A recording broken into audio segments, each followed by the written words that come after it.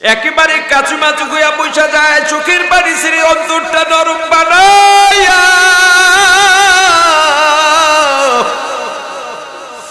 দরজায় ছোট্ট ছোট্ট করে নক করে আর বড় করুণ কণ্ঠে ডাকে বলে, ও মা, মা গো, ও মা, ও মা, দরজাটা খোলো, তুমি ছাড়া আমার আর কেউ নেই। তোমার মতো আদর করে কেউ আমাকে ডাকবে না, খাবার দেবে না রে মা।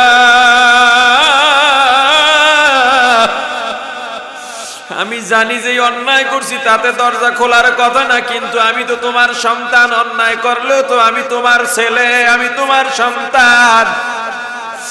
যত বড় অন্যায় করি না কেন, তুমি তো আমার মা। ও মা, 10 মাস 10 দিন গর্ভে ধারণ করেছো, যদি আমাকে ভালো নাই লাগে গলা টিপে কেন মারো নাই? ও মা, দরজা যদি না খোলো কোথায় যাব? চারিদিক থেকে অন্ধকার নেমে আসতেছে মা, হিংস্র প্রাণী বের হয়ে আসবে। তুমি যদি দরজা না খোলো হিংস্র প্রাণী নিয়ে যাবে রে মা। আমাকে যদি হিংস্র প্রাণী নিয়ে যায়, তোমাকে কে মা বলে ডাকবে? মার সহ্য করতে পারেন না, একটা দৌড় দিয়া দরজাটা খুলে সন্তানকে জড়ায় ধরেন। নিজের হাত দিয়া সারাদিন খেলাধুলার ধুলাবালু গুলো মা নিজ হাত দিয়া পরিষ্কার করে দেন। কপালে চুমো খান, মাথায় চুমো খান, গালে চুমো খান, আর ডাক দিয়া বলেন, রে বাবা, তোরে যদি বাঘে নিয়ে যায় আমি কেমনে থাকবো রে? তুই যখন ছোট্ট, কান্না ছাড়া কোনো ভাষা নাই। গভীর রাতে, শীতের রাত, হঠাৎ চিৎকার দিয়ে উঠছ। তোর ঘুমের কারণে, তোর কান্নার কারণে তোর বাবা, তোর ভাই বোন, তোর দাদা দাদি সবার ঘুমের ব্যাঘাত হইছে। সবাই বিরক্ত হয়ে গেছে, বারবার আমাকে ধমক দিয়ে বলছে, কান্না থামাও, কান্না থামাও, ঘুমে কষ্ট হয়। কিন্তু বিশ্বাস কর, আমি একবারও তোর উপরে বিরক্ত হই নাই, বরং তোরে কোলে নিয়ে বারান্দায় বারান্দায় ঘুরছি, আর তোর চুমু খাইছি।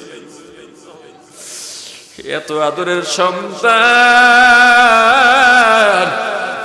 সকালে যখন ঘর থেকে বের হয়ে গেছো, আমি আর তোর বাবা তোর জন্য নাস্তা নিয়ে অপেক্ষা করছি। বাবা, তোকে পাই নাই, আমরাও আর নাস্তা করি নাই। দুপুরের সময় খাবার নিয়ে অপেক্ষা করলাম, বারবার পথের দিকে তাকাইলাম, তখনও তোকে পাই নাই, আমরাও খাই নাই। আসরের সময় আমি আর মানাইতে পারি নাই, তোর বাবাকে ডাক দিয়া বলছি, আমার সন্তান কিনে দাও, আমার আর ভালো লাগে না। তোর বাবা দরজায় গিয়ে একবার ডান দিকে দৌড় দিছে, আর একবার বাম দিকে দৌড় দিছে, আর তোর নাম ধরে ডাকছে। আমিও দরজায় গিয়া গাছের আড়ালে দাঁড়াইয়া, পথের দিকে মাথার গাছের আড়ালে দাঁড়াইয়া, কাপড়ের আঁচল দিয়া মুখটা ঢেকে পথের দিকে বারবার তাকাইছি। সন্ধ্যা ঘনিয়ে আসার সঙ্গে সঙ্গে তোর বাবা বলে, চলো ঘরে চলো। যেই সন্তানের জন্য এত অপেক্ষা করলাম, আমাদের বুঝলো না ওই সন্তান আমাদের দরকার নাই। ইতিমধ্যে তুই যখন দরজায় এসে ধাক্কা দিছ, আমি মায়ের কলিজায় ধাক্কা লেগে গেছে। অভিমানে বলছি দরজা খুলবো না, কিন্তু তুই যখন চোখের পানি দিছ, আমি মায়ের অন্তরের মধ্যে উথাল পাতাল শুরু হয়ে গেছে রে বাবা। যখন বলছো তোকে হিংস্র প্রাণী নিয়ে যাবে, আমি আর সহ্য করতে পারি নাই।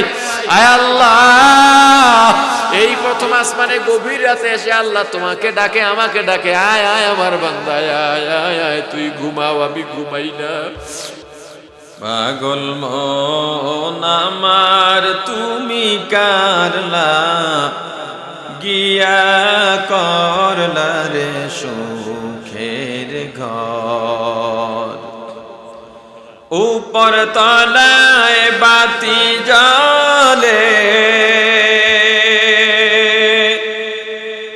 উপর তলায় বাতি জ্বলে, নিস্তলাতে অন্ধকার তুমি কারলা গিয়া করলা রে সুখের ঘর।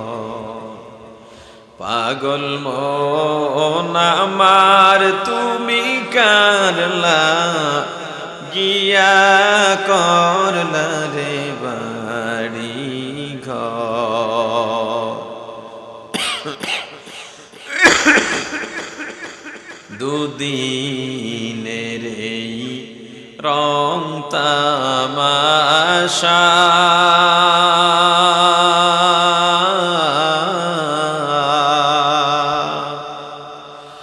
আরো যত স্বপ্ন আশা দুদিনের এই রং তামাশা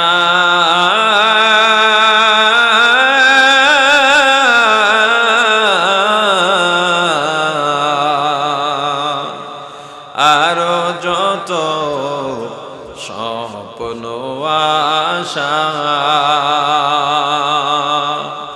সব আয়োজন বৃথা যাবে, সব আয়োজন বৃথা যাবে। শেষ ঠিকানা মাটির ঘর, তুমি কারলা গিয়া করলা রে সুখের ঘর। পাগল মন আমার তুমি কারলা গিয়া করলা রে সুখের ঘর। উপর তলায় বাতি জ্বলে, উপর তলায়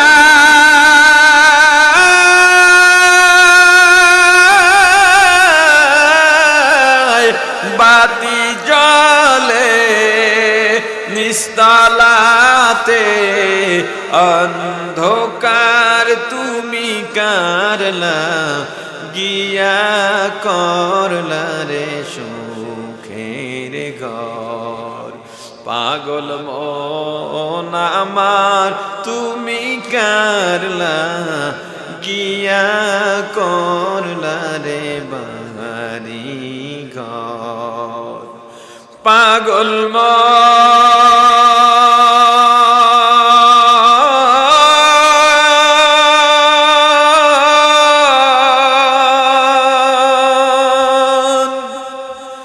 ওরে ও পাগল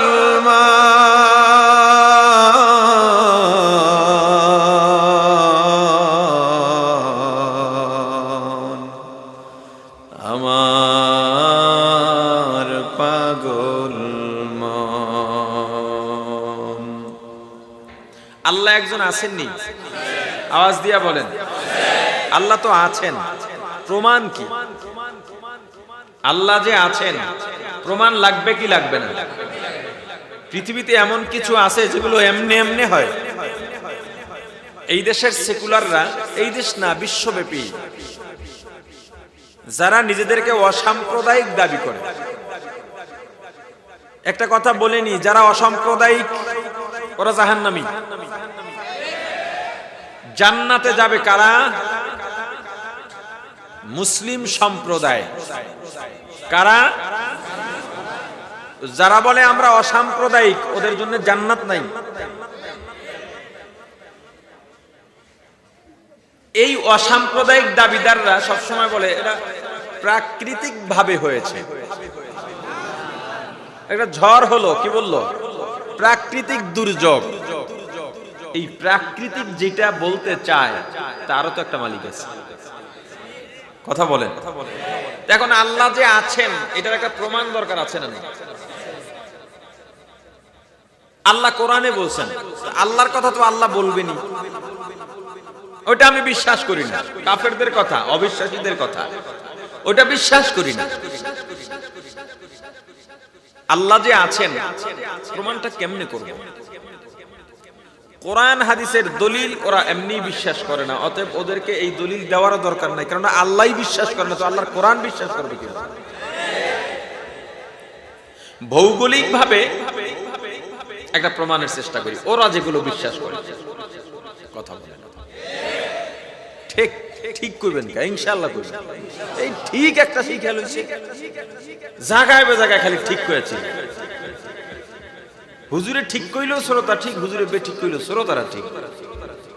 আমি যদি এখন বলি জিহাদ ফরজ, ওরে আল্লাহ দাঁড়াইয়া লাফাইয়া চিল্লাইয়া স্লোগান দিয়ে এলাকা গরম। আবার আমার পরে যদি আরেকজন আসে বা আমার আগে যদি আরেকজন বলে যায় যে না এই মুহূর্তে জিহাদের সময় নেই, তখনও বলবে ঠিক। নিজের চরিত্রকে বদলাতে হবে, সাদাকে সাদা কালোকে কালো বলা শিখতে হবে। যেহেতু মরে যাব, বাঁচবো এই গ্যারান্টি নাই, আছে? যদি বলেন হুজুর আপনি সত্য কথা না বললে, হক কথা না বললে, বাতিলের বিরুদ্ধে উচ্চারণ না করলে, যদি আপনি আমাকে বিশ্বাস করাইতে পারেন যে আমি 10 বছর বাঁচবো নিশ্চিত, আর বলবো না। কিন্তু কথা হলো জেলে যাই, শুলে চড়ানো হোক, গুলি দেওয়া হোক, সাজা দেওয়া হোক, ফাঁসি দেওয়া হোক, ওই মরণ না মরলেও এমনি মরবো কিনা? এখন হক কথা বলতে গিয়া মারা গেলে স্ত্রী সন্তানের কি অবস্থা হবে? হক কথা বলতে না গিয়া এখন মারা যাইতে পারি না, তাহলে হক কথা ছাইরা লাভ কি? কথা বুঝেন নাই? তো সাদাকে সাদা বলতে অসুবিধা কোথায়? কালোকে কালো বলতে অসুবিধা কোথায়? আপনার সাহস নাই বলতে পারেন না, তবুও মরা লাগবে। আপনার সাহস আছে তবুও মরা লাগবে। আপনি বুদ্ধিমান তবু আপনার মৃত্যু আছে। আপনি মূর্খ তবু আপনার মৃত্যু আছে। মৃত্যু কাউকে ক্ষমা করবে না। কথা বলে না? এই জায়গায় তো ঠিক কইবেন, ঠিক আছে? এটা তো কম না।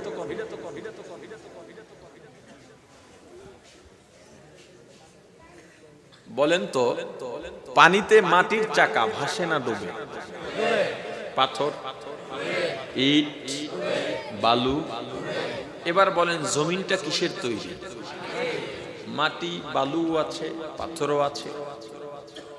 এই জমিন কোথায় শুরু আর কোথায় শেষ কোন বৈজ্ঞানিক আজ পর্যন্ত বলতে পেরেছে? এই জমিনের শুরু আর শেষ বলার মতো যেই পুঁজি যেমন বৈজ্ঞানিকদের নাই, ওই মাথাহীন বৈজ্ঞানিকদের আল্লাহকে চেনারও কোনো সুযোগ নেই।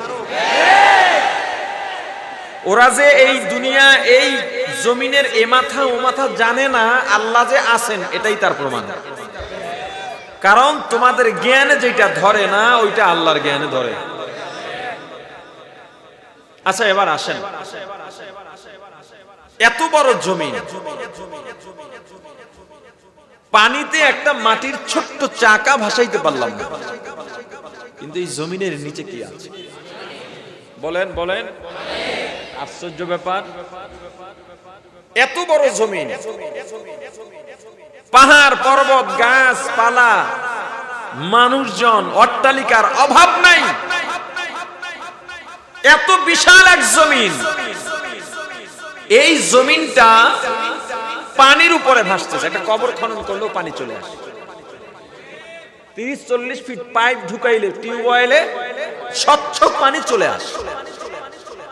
কে ভাসায় রাখে? বৈজ্ঞানিকের 14 গোষ্ঠীর এই শক্তি আছে? কথা বলেন। আজ পর্যন্ত কোন বৈজ্ঞানিক দাবি করে নাই এটা আমাদের গবেষণার ফল। করছে? কিন্তু আল্লাহ বলছেন এটার মালিক আমি। আল্লাহ যেহেতু এটার মালিকানা দাবি করছেন, এই মালিকানায় কেউ ঘেঁটেও দেয় নাই।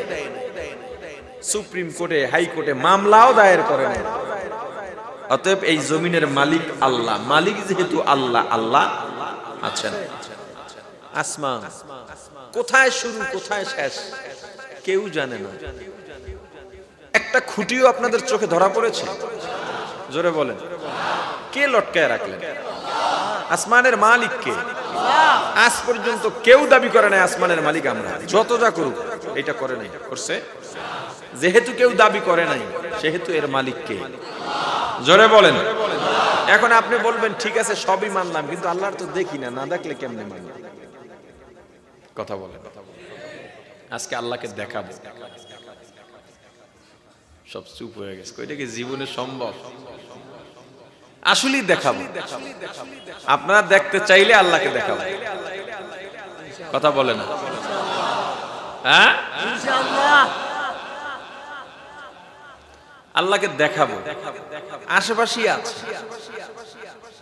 আশেপাশেই আছে, চাইলেই দেখতে পারেন। চাইলেই দেখতে পারেন।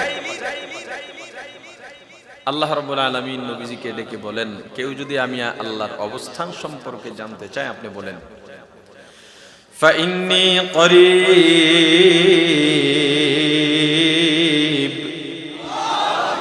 আমি আল্লাহ অতি নিকটে।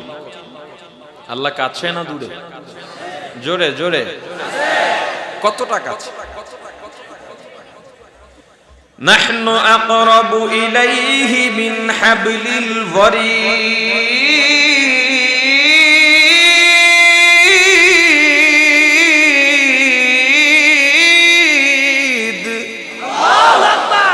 তোমার ঘরের চারক যেখানে, তার চাইতো আমি আল্লাহ তোমার কাছে। আনা মাকুম আইনামা কুনতুম, বান্দা আমি তোমার সঙ্গে সঙ্গেই থাকি, যখন যেথায় যাও আমি আল্লাহ তোমার সাথে আছি। অতএব তুমি যদি একজন হও একজন মনে করবা না, আমি আল্লাহকে নিয়ে দুইজন মনে করবা। যদি দুইজন হও দুইজন নও, আমি আল্লাহকে নিয়ে তিনজন মনে করবা। যতজন হইবা আমি আল্লাহকে একজন বেশি ধরে নিবা, আমি আল্লাহ সহ একজন বেশি। فأينما تولوا فثم وجه الله।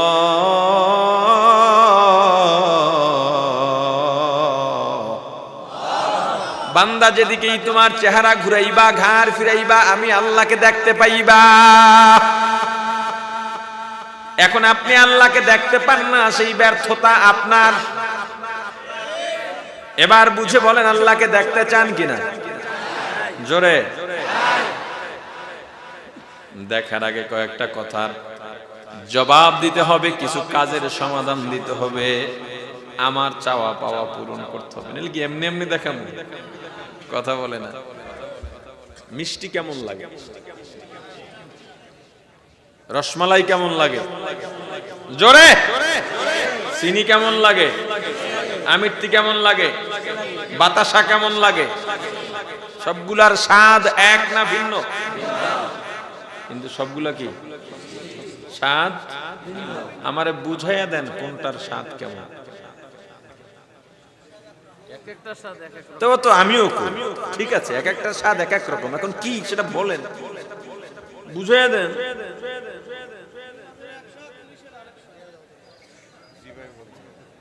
পৃথিবীর এমন কারো শক্তি নাই এটাকে বুঝাইয়া দেওয়া যায়। আতরের দোকানে গেলে আতরের ঘ্রাণ পাওয়া যায় কিনা? এক এক আতরের এক এক ফুলের ঘ্রাণ এক না ভিন্ন? আপনি অনুভব করেন কিনা? আমারে বুঝান ঘ্রাণটা কেমন। আপনি জিহ্বায় দিলে স্বাদ পান কিন্তু বুঝাইতে পারেন না, নাকেও ঘ্রাণ পান কিন্তু বুঝাইতে পারেন না। আল্লাহকে যারা চেনে তারা দেখে কিন্তু আপনাকে বুঝাইতে পারে না। আরো একটা বড় উদাহরণ, এখানে এমন কোন সন্তান আছেন যেই সন্তান আপনার বাবাই ময়দানে আছে বা বাজারের মধ্যে আছে, আমি চিনি না, কিন্তু আপনি এমন ভাবে আপনার বাবার বর্ণের বর্ণনা দেবেন, আপনার বাবার চেহারা সুরাতের এমন একটা বর্ণনা দেবেন যাতে কারো কাছে জিজ্ঞেস না করে আপনার বর্ণনা অনুযায়ী আপনার বাবাকে আমি খুঁজে বের করে ফেলতে পারি। এমন কোন সন্তান আছেন? কথা কয় না কেন? বাবাকে কোটি কোটি বার দেখা হয়ে গেছে। বাবা একটু ভেতর অনুভব করলেই হৃদয় স্পটে বাবার চেহারা ভেসে ওঠে। অথচ আপনি বাবার বর্ণনাটা দিতে পারবেন না। আচ্ছা সামনে বসাই করে দিয়ে যে এই বাবা দেখে দেখে বললেন যে আমার বাবার এইটা আছে ওইটা আছে এইটা আছে এটা নেই এরকম এরকম। এরপরে কি আপনার বাবাকে আপনার বর্ণনা অনুযায়ী কেউ খুঁজে বের করতে পারবে? জোরে বলেন না। আল্লাহকে দেখা যায়, বর্ণনা দেওয়া যায় না। যারা জ্ঞানী তারা তো আল্লাহকে দেখতেই পায়, গাছের দিকে তাকাইলে আল্লাহকে দেখতে পায়, মাছের দিকে তাকাইলে আল্লাহকে দেখতে পায়। আল্লাহকে চেনার জন্য আমেরিকা ইউরোপ যাওয়ার দরকার নাই, আল্লাহকে পাওয়ার জন্য মক্কা মদিনায় যাওয়া দরকার নাই। আল্লাহকে যদি পাইতে চাও আল্লাহর মাখলুকের দিকে তাকাও, মাখলুক দরকার নাই, তোমার নিজের দিকে তাকাও। ডানে বামে তাকায় দেখো কত মানুষ তোমার আমার মতো, আমার থেকে দেখতেও সুন্দর, শক্তিও কম নয়, বংশমর্যাদাও কম নয়, সম্পদও কম নয়, তারও জিহ্বা আছে, আমারও জিহ্বা আছে, সে কথা বলতে পারে না, আমি কথা বলতে পারি।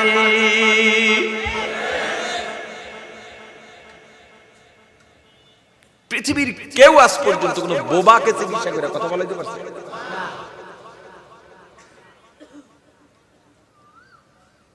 মুসলমান ইমানদার, আল্লাহকে চেনো।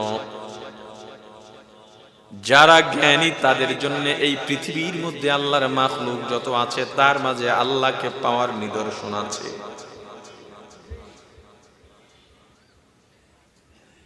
আল্লাহকে চেনার জন্য যতটুকু মেধা দরকার, এই মাখলুক গবেষণা করে আল্লাহকে পাওয়ার জন্য যতটুকু মেধা দরকার ততটুকু মেধা আল্লাহ আপনাকে আমাকে দিয়েছেন। আল্লাহ কার উপরে বেইনসাফি করেন নাই, জুলুম করেন নাই।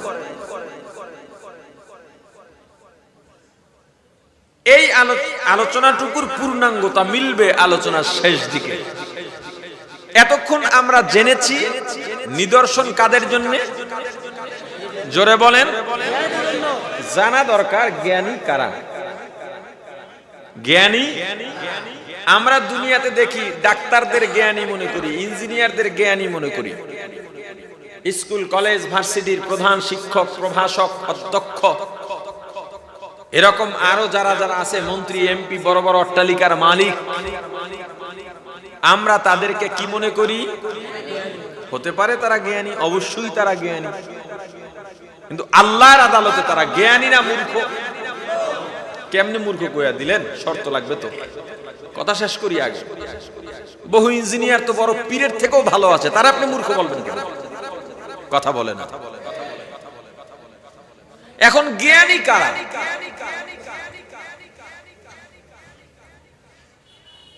ওই যে আমেরিকার প্রেসিডেন্ট যারা জ্ঞানী বলবে, আমরা তারই জ্ঞানী মনে করব? যেই লোকটা নোবেল পায় মনে করি এই লোকটা চেয়ে বড় জ্ঞানী পৃথিবীতে আর নাই। আল্লাহ যাকে জ্ঞানী বলছেন সেই জ্ঞানী।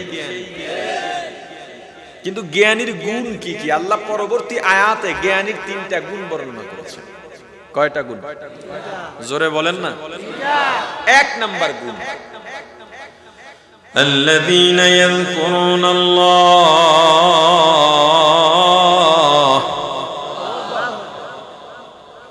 কিয়ামান ওয়া কুউদান ওয়া আলা জুনুবিহিম ওয়া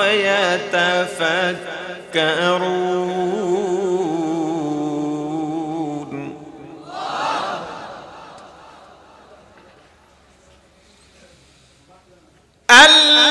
আল্লাযীনা ইয়াযকুরুনাল্লাহা কিয়ামান ওয়া কুউদান ওয়া আলা জুনুবিহিম ওয়া ইয়াতাফাক্কারুন।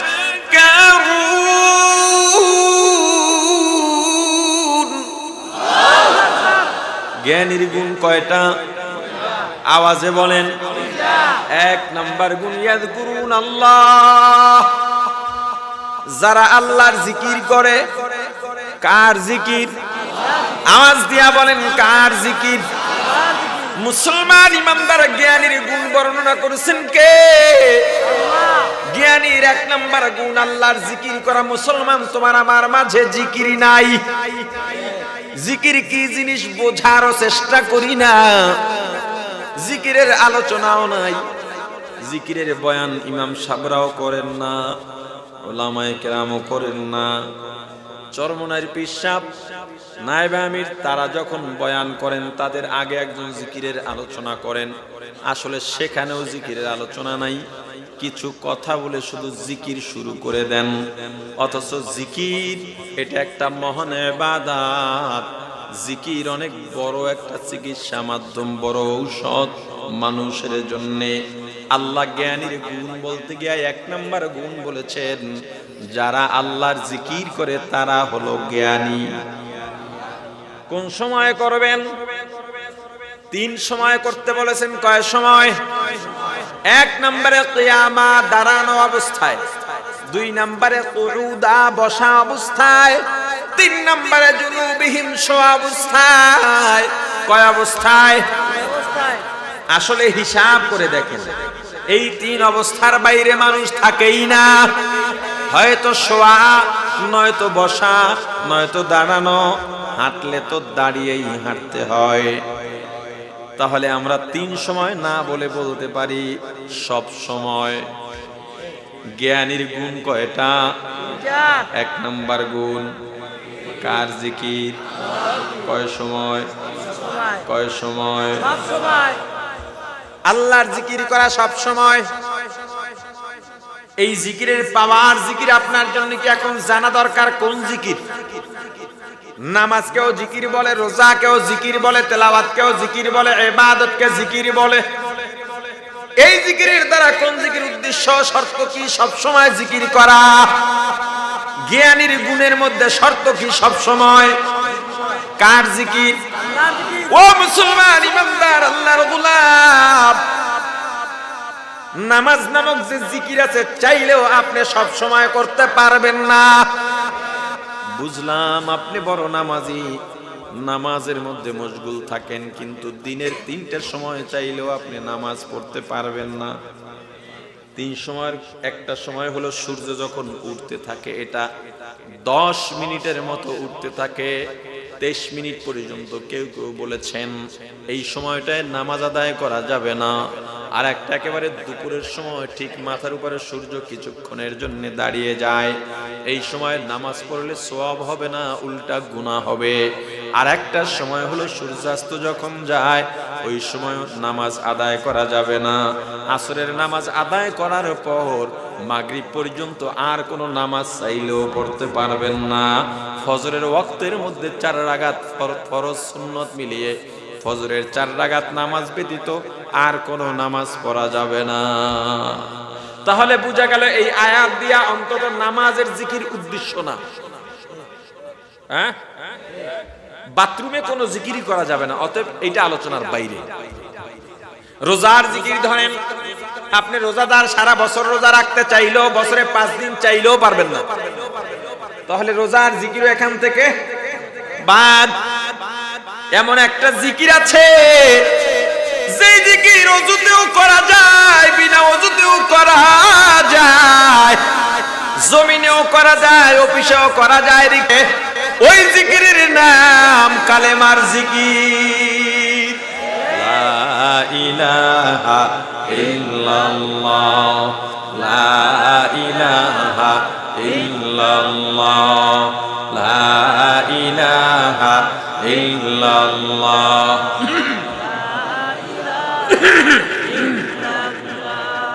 লা ইলাহা ইল্লাল্লাহ, লা ইলাহা ইল্লাল্লাহ, লা ইলাহা ইল্লাল্লাহ, লা ইলাহা ইল্লাল্লাহ।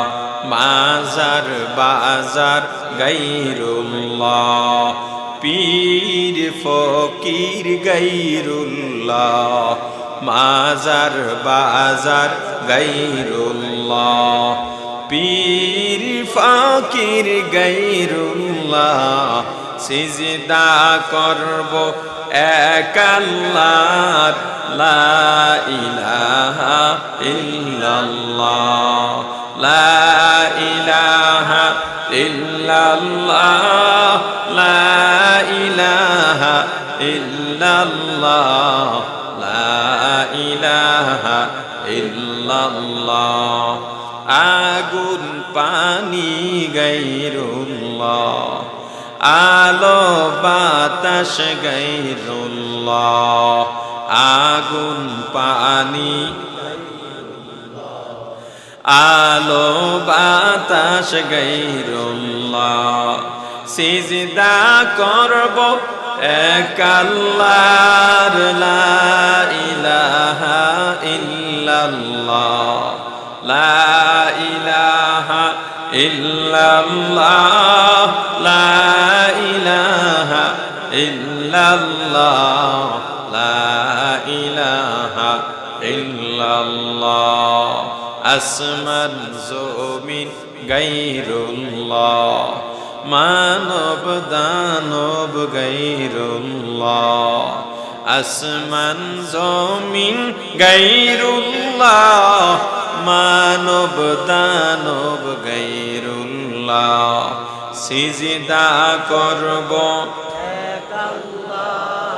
লা ইলাহা ইল্লাল্লাহ লা ইলাহা ইল্লাল্লাহ লা ইলাহা ইল্লাল্লাহ লা ইলাহা ইল্লাল্লাহ লা ইলাহা ইল্লাল্লাহ। এই জিকিরের পাওয়ার আল্লাহ রাসূল সাল্লাল্লাহু আলাইহি ওয়াসাল্লাম বলেছেন, পৃথিবীর বহু পাথর আছে যেগুলো হাতুড়া দিয়ে ভাঙা যায় না। সৌদি আরবে যে পাহাড়গুলো ভেঙে ভেঙে পথ করা হয়, রাস্তা করা হয়, পাহাড়গুলোর ভিতরে শক্তিশালী বোমা ফিট করে দেওয়া হয়, এরপরেও অনেক পাথর থেকে যায়। কিন্তু সারা পৃথিবী জুড়ে যদি একটা সীসা গলা বড় পাথর বানায় দেওয়া হয়, এটা কোনো বোমেও ফুটবে না, ছিড়বে না, কিচ্ছু করতে পারবে না। কিন্তু জিকির এমন এক হাতুড়ির নাম, তোমার কলব যত বড় শক্ত হোক না কেন, সীসা ঢালা শক্ত হোক না কেন, জিকিরের হাতুড়ি দিয়া বাড়ি যখন শুরু করবা, আস্তে আস্তে চূর্ণ বিচূর্ণ হয়ে যাবে। জিকিরে হক মুদদাই রুহেরা মরহমা মুদি দিলে মজরুহেরা। আল্লাহ আল্লাহ क्या मुबारक नाम है, अल्लाह अल्लाह आशिकों का काम है। যাদের ডায়াবেটিস আছে সকালবেলা দৌড়ায়, নামাজ পড়ুক আর না পড়ুক। আবার অনেকের ডায়াবেটিস হয় না, এমনি দৌড়ায়, কারণ ডায়াবেটিস যাতে না ঢুকতে পারে। একটা হলো প্রতিরোধক আর একটা হলো প্রতিশোধক। রোগ হয়ে যাওয়ার পর ঔষধ সেবন যেটা করি, এটা হলো প্রতিশোধক। রোগ হওয়ার আগে যেটা আমরা সতর্কতামূলক আগেই আমরা ব্যবস্থা নিই, সেটা হলো প্রতিরোধক। করোনা যাতে না ঢোকে জন্য আমরা ভ্যাকসিন নিলাম। ভ্যাকসিন দেওয়া রোগ ফেরবে কিনা জানি না, এটা জায়েজ আছে সতর্কতামূলক হিসেবে। কিন্তু এই ঈমান আনা যাবে না, ভ্যাকসিন দিলে আর হবে না। ভ্যাকসিন দিয়েও অনেকে কাইতে গেছে। আপনার আমার কলবের মধ্যে তো এখন করোনা চলতেছে, হ্যাঁ কথা বলে না। গুনাহ গুনাহ কলবটাকে শেষ করে ফেললাম। একটা গুনাহ করলে কলবের মধ্যে একটা গুনার দাগ পড়ে যায়। গুনাহ করতে করতে করতে করতে এক সময় কলবটা পুরা গুনাহওয়ালা হয়ে যায়, গুনার রঙে রঙিন হয়ে যায়। যারা বাইতুল্লাহ গিয়েছেন, তাওয়াফ করেছেন, যেই কর্নার বরাবর দাঁড়ায়া তাওয়াফ শুরু করেন, 7টা তাওয়াফ, 7টা চক্কর দেওয়ার গণনা শুরু করেন, ওই বরাবর কর্নারে একটা পাথর আছে বাইতুল্লাহর সাথে। পাথরটার নাম কি? এই পাথরটা আল্লাহ যখন জান্নাত থেকে পাঠাইছেন, এটা জান্নাতের সরাসরি পাঠানো পাথর। এই পাথরটা আল্লাহ যখন পাঠাইছেন তখন ধবধবে সাদা ছিল, কালো হয়ে গেছে। দেখেন তো এখন কেমন আছে এটা, কথা বলে না। পয়গম্বর বলেন এই পাথর কালো হওয়ার কারণ হলো উম্মত যখন তাওয়াফ করতে এসে নির্বিঘ্ন ভাবে পাথরের মধ্যে চুমা দেয়, পাথরটা উম্মতের গুনাহগুলো টেনে নেয়, আর গুনাহ টানতে টানতে পাথরটা কালো হয়ে গেছে। আমার এই কথা শুনে আবার যারা হজে যাবেন, কিন্নয়া গুতয়া দাঁত ভাঙা চুমা দিতে যাইয়েন না। দূর থেকে ইশারায় হাতে চুমা দিলেও ওই গুনাহ নিয়ে যাইব। আর আপনি যদি গুনাহ না নেওয়ান, পাথরের মধ্যে উবুর হয়ে থাকলেও জিব্বা ঘষা ঠোঁট ঘষা ছাল উঠাইলে আপনার গুনাহ যাবে না। যার গুনাহ নেওয়ার দূর থেকে ইশারায়ও নিয়ে যান। এইটার গুরুত্ব ওইভাবে দেবেন না।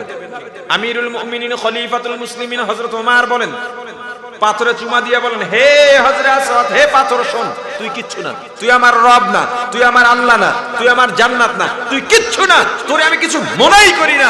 আমার রাসূলকে চুমা দিতে দেখছি, এজন্য দিছি। মুসলমান ইমানদার, কদমে কদমে গুনাহ, শ্বাসে নিঃশ্বাসে গুনাহ। কলবের এই গুনাহ পরিষ্কারের জন্য জিকিরের বিকল্প নাই। রোগ যাতে না আসে সকালে উঠে দৌড়ান, এই দৌড়ানোর জন্য আবার 2-4 হাজার টাকা দিয়ে আলাদা জুতাও কেনা লাগে। আপনার রুহের জগৎ, আপনার রুহ, আপনার আমলকে ঠিক রাখার জন্য, স্ট্রং রাখার জন্য জিকিরের ওয়াকিং লাগবে, জিকিরের ব্যায়াম লাগবে। জিকির এমন এক ঔষধ, এটা প্রতিরোধক সঙ্গে প্রতিশোধক। যাদের গুনাহ হয়ে যায় জিকিরে গুনাহ মাফ, গুনাহ সাফ, গুনাহ শেষ। যাদের গুনার রোগ নাই জিকির করলে গুনাহ ঢুকতেও পারে না। জিকিরের পাওয়ার আছে না নাই? আওয়াজ দিয়া কোন উজানির কারি ইব্রাহিম রাহিমাহুল্লাহু তাআলা উজানি মাদ্রাসার পাশে আসরের নামাজের পর ছাত্রদের নিয়ে পেঁয়াজ রসুন লাগাইতেছে আর জিকির করতেছেন আল্লাহ আল্লাহ আল্লাহ। সঙ্গে সঙ্গে পেঁয়াজ রসুন গুলো জিকিরের সাথে সাথে জমিন থেকে টাস টাস করে উঠে। আমাদের এক স্বজাতি ভাইরা আছে, এগুলো শুনে কবে কিসসা কাহিনী বাদ দেন, ওটিতে জিকিরও করে না। আর বহু সমস্যা আছে। আল্লাহ সবাইকে হেফাজত, আমিন। এই ঘটনা আমি কোরআন হাদিস দিয়ে কই দিয়ে বলি, এটা কি কোরআনে আছে? কথা কয় না। বুজুর্গদের আমল, বুজুর্গদের ইতিহাস আমাদের জন্য শিক্ষা।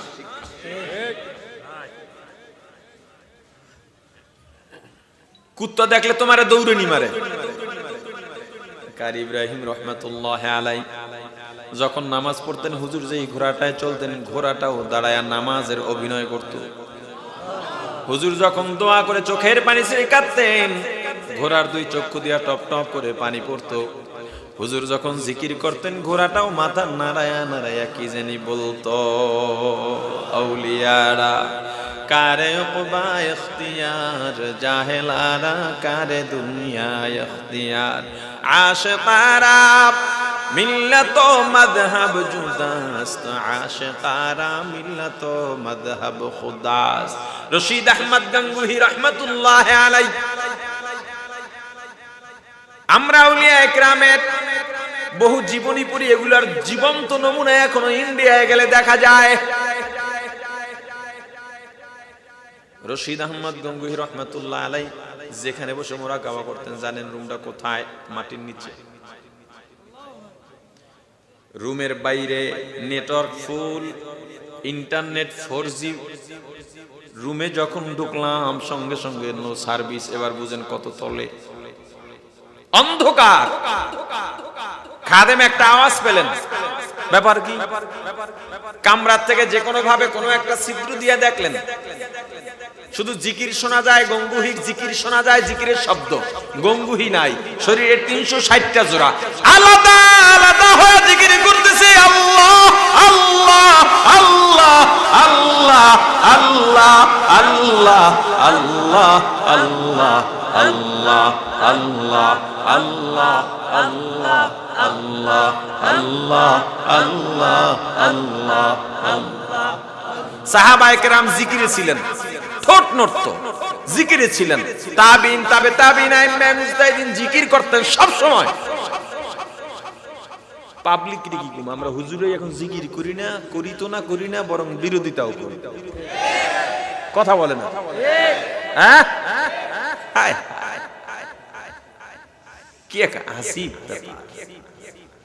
এক ডাকাত দল ডাকাতি করতে করতে রাজ্যের মধ্যে পরিচিত হয়ে গেছে, এরা ডাকাত। কিন্তু ওপেন সিক্রেট, কেউ প্রমাণ পায় না, ধরতেও পারে না, তবে সবাই সতর্ক। এরকম অনেক কিছু আছে না, কে যে রাইতে কাটলো আর সিল মারলো বুঝি কইতে পারি না। কথা কয় না। এরা ডাকাত কিন্তু বলতে পারে না। ডাকাতের সদস্যরা একদিন বসলো, সর্দার কয় বড় চিন্তার বিষয়, সবাই তো সতর্ক, এই রাজ্যে তো আর ডাকাতি করা যাবে না, খাওন দাওন তো বন্ধ। তো চলো একটা অন্য রাষ্ট্রে চলে যাই। পাশের রাষ্ট্রে চলে গেল। শহরতলিতে একটা তাঁবু গাড়ছে। সর্দার বলল, সবাই বেরিয়ে পড়ো, আনাচে কানাচে চলে যাও। ডাকাতি করার জন্য না, রাষ্ট্র কেমন সেটা বোঝার জন্য। আগে বোঝো। আপনারা কি মনে করেন চোর যে আপনার বাড়ি চুরি করে হঠাৎ এসেই চুরি করে? এই যে এই জন্য মালামাল নিজেদের লোকদের থেকে বেশি হেফাজতে রাখবেন। যারা চুরি করে এরা আপনার আশপাশের লোক।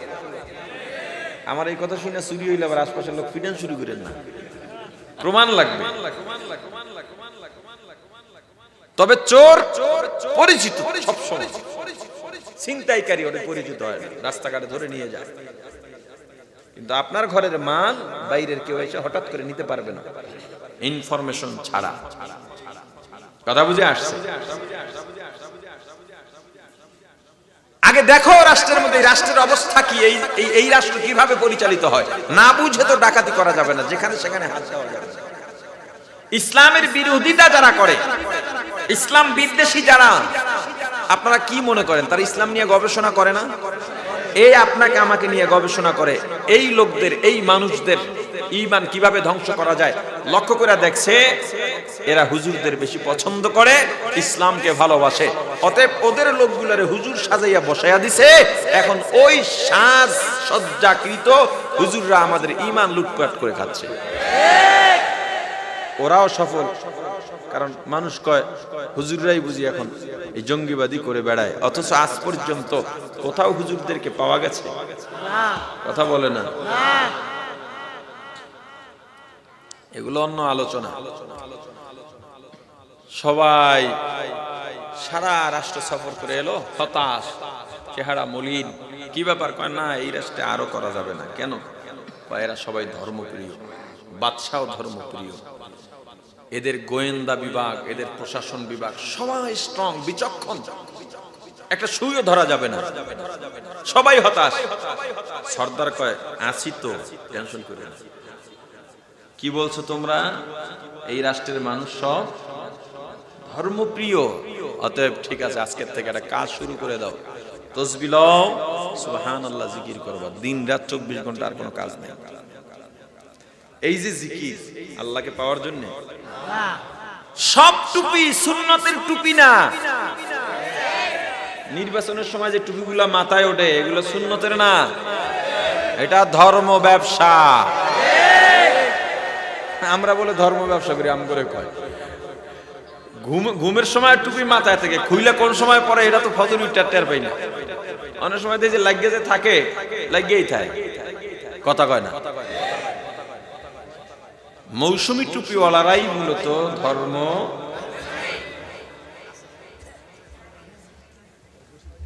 জিকির শুরু করলো, পুরা রাজ্যের সুনাম ছড়িয়ে গেল।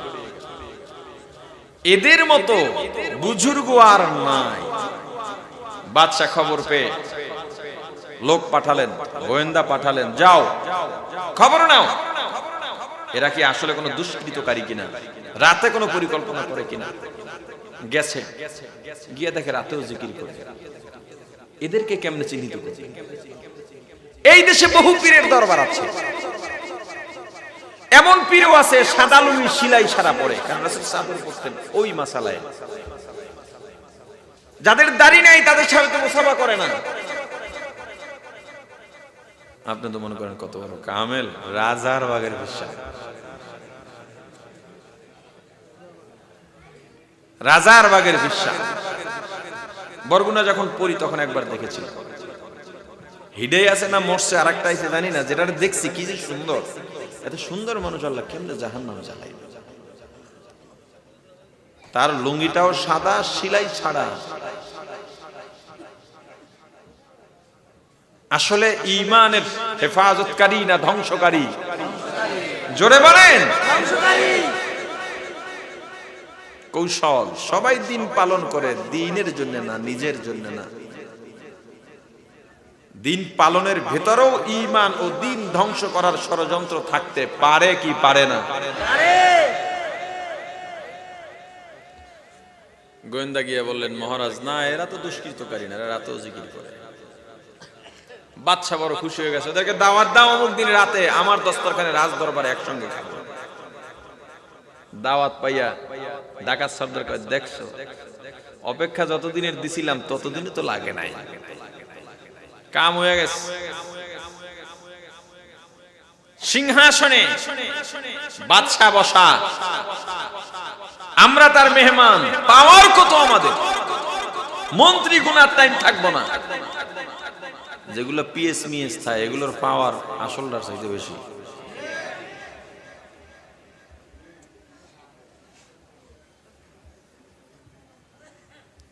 গিয়ে বাদশারে বলবো যে আপনাদের সোনা দানা কইটু দেখি, দুনিয়ার প্রতি আমার কোনো লোক টোক নাই, আমরা দেখবো আপনারা কেমনে দুনিয়া চালান। রাত্রে কাম দিয়ে পড়বো, জীবনে বইয়া বইয়া খাবো, জীবনে আর কিছু করা লাগতো না।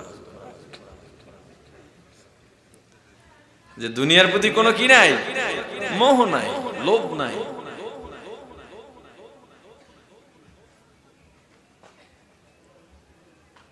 খাওয়া দাওয়া হলো, কত পদের রান্না, খা জনমের খাওয়া, খা। খাওয়া দাওয়া শেষ, সবাই এক্সাইটেড, আর তর সইছে না, কোন সময় সবাই ঘুমাইয়া পড়বে, কাজ সাইরা চলে যাবে। ইতিমধ্যে বাদশা হাতের মধ্যে এক গ্লাস পানি নিয়ে ডাকাত দলের সামনে হাজির, ডাক দিয়ে বলল, হে দরবেশের দল, ডাকাতের বাদশা তো জানেন না ওরা ডাকাত,